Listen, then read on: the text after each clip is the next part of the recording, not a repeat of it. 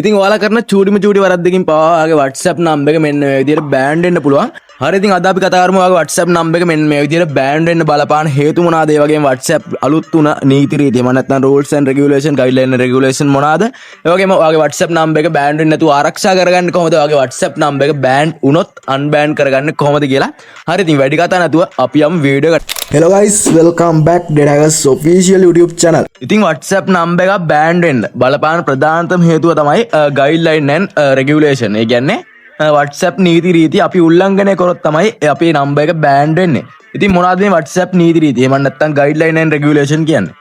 පළවෙනි නීතිය තමයි illegal content or engage in illegal activity කියන්නේ. ඉතින් ඒ කියන්නේ ඔයා කාට හරි යවන photos videos තියෙනවනේ ඒ දේවල් අසභ්‍ය දේවල්. ඒ කියන්නේ වැරදි ඡායාරූප වීඩියෝ යවනවා නම් ඔයාගේ නම්බර් එක බෑන්ඩ් වෙන්න ඉඩ කඩ තියෙනවා. ඉතින් ඔයා යවපු ගමන්ම කවුරු හරි කාට හරි පුළුවන් ඔයාගේ ඒ යවන මැසේජ් එකට මෙන්න මේ විදිහට ක්ලික් කරලා සයිඩ් එකේ ඩොට් තුන ක්ලික් කරලා report කියන ඔප්ෂන් එක ක්ලික් කරගන්න. ඊට පස්සේ WhatsApp ලාට ඒක report වෙනවා. ඊට පස්සේ WhatsApp ලා ඒක අඳුනගෙන අපේ නම්බර් එක බෑන්ඩ් කරනවා. හරි ඉතින් ඔයාලට කියන්න පුළුවන් නේ කවුරු හරි report කරොත්නේ බෑන්ඩ් කරන්න කියලා. එහෙම දෙයක් නැහැ. WhatsApp ලා automation system එකට අනුව එයාලා අඳුන ගන්නවා අපේ යවන photos videos මොනවාද කියලා.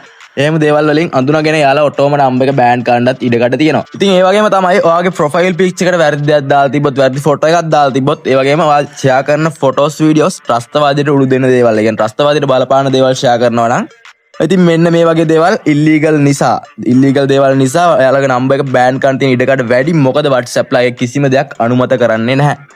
ඉතින් දෙවෙනි rules එක තමයි do not engage in adversarial behavior කියන්නේ. ඒ කියන්නේ ඔයා WhatsApp use කරනවා නම් කිසිම කෙනෙක්ට කරදරයක් නැතුව use කරන්න ඕනේ. ඒ කියන්නේ කරදරකාරී විදියට හැසිරෙනවා නම් ඔයාගේ නම්බර් එකට අවදානමක් තියෙනවා.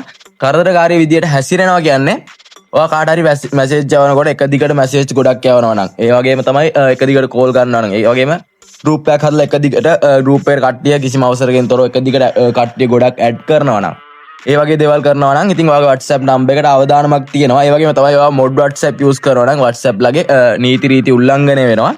ඒ නිසා ඔයාගේ නම්බර් එක බෑන්ඩ් වෙන්න පුළුවන්. එයාලා කියන්නේ WhatsApp use කරන්න පුළුවන් ඔරිජිනල් WhatsApp එකත් business WhatsApp එකත් WhatsApp web එකත් අතර විතරයි. එහෙම නැතුව කිසිම unofficial දෙයක් යටතේ WhatsApp use කරොත් ඔයාගේ නම්බර් එක බෑන්ඩ් කරන්න ඉඩ කඩ වැඩි කියලා.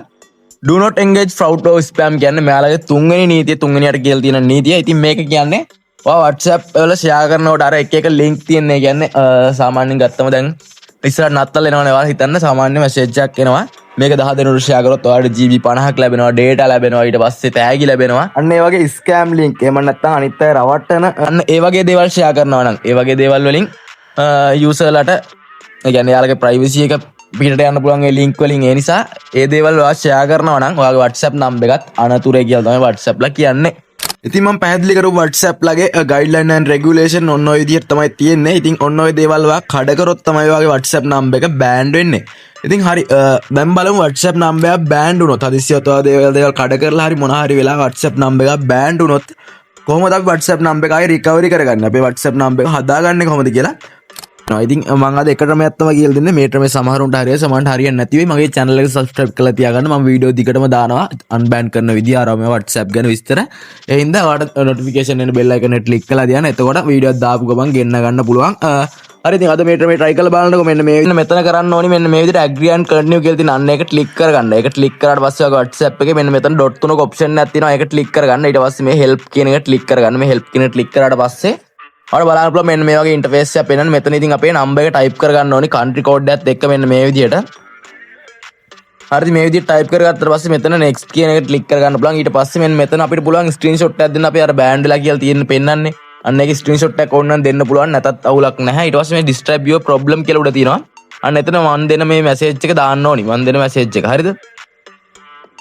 මෙන්න මේ මැසේජ් එක මම දෙන්නම් description එකේ දාන්න. ඒක copy කරගන්න. මෙන්න මේක දාන්න ඕනි එතනට. හරිද? ඊට පස්සේ මේ next කියලා තියෙන අන්න ඒ next කියන එක ක්ලික් කරගන්න. ඊට පස්සේ මෙන්න මෙතන තියෙනවා send to WhatsApp support කියලා ඔන්න ඔය විදියට අන්න ඒක ක්ලික් කරගන්න. ඊට පස්සේ මේ Gmail කියන එක ක්ලික් කරලා